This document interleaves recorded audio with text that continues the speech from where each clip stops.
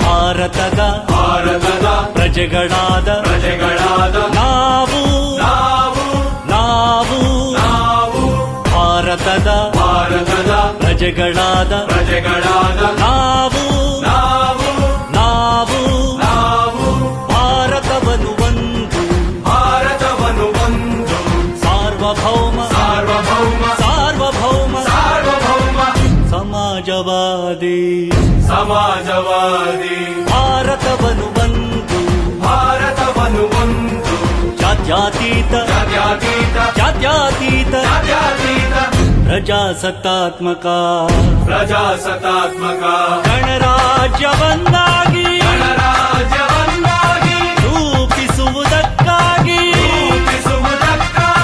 ಭಾರತೀಯರೆಲ್ಲರಿಗೂ ಸಾಮಾಜಿಕ